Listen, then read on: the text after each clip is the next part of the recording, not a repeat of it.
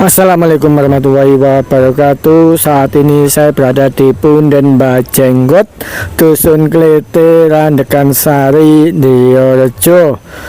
Oke sahabat, saya akan masuk seperti apa Punden Bajenggot ini. Simak terus videonya.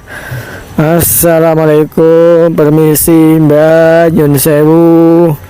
Saya lepas sandal sepatu ya, sandal supaya menghormati di area Punden ini ya. Ini ada beberapa pohon besar. Yang sebelah kiri ini pohon kecacil atau pohon kesambi ya.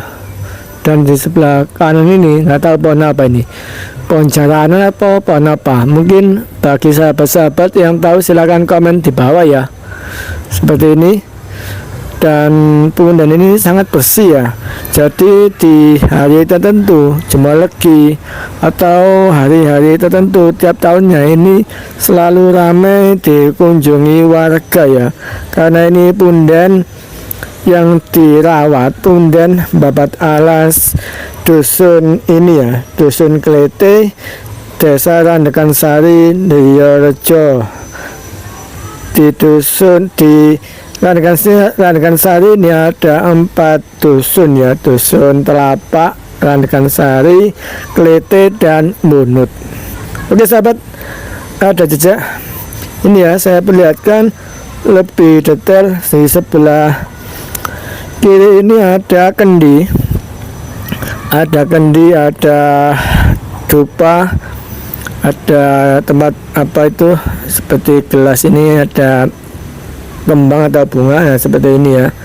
Ini adalah untuk menghormati leluhur kita ya. Dengan cara begini kita hargai semua, dan kita harus tetap lestari ya, tetap menjaga kelestarian Punden, tempat-tempat sakral seperti ini ya. Karena tidak ada beliau, tidak ada alas ya, tidak ada desa ya. Karena ini adalah Babat Alas desa yang mulai awal ya.